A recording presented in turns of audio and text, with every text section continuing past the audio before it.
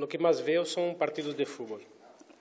Ono što pratim su, naravno, fudbalske utakmice. To je ono što najviše pratim. Y yo creo que la selección de Serbia tiene tantos jugadores importantes.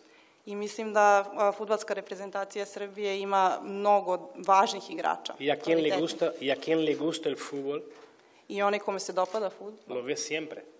uvek ga prati, uvek gleda fudbal. Veo partidos de aquí, de la liga local. Pratim i utakmice vaše lokalne lige, to je srpske lige. Y conozco muchísimos jugadores. I poznajem dosta igrača. Y me encanta el estilo de fútbol que tienen aquí en Serbia. I dopada mi se stil fudbala koji ovde imate. Sobre la clasificación, no es nada nuevo. To što ste se klasifikovali za mene nije ništa novo, nije iznenađenje. La selección tiene grandísimos jugadores. Zato što reprezentacija ima sjajne igrače. Y yo me alegro muchísimo y deseo muchísima suerte a la selección de Serbia en Rusia. Stoga sam veoma srećan što ste se plasirali i želim vam mnogo sreće u Rusiji. Felicitar a los jugadores por el grandísimo trabajo que han hecho. Želim da čestitam igračima za veliki uspeh koji su postigli.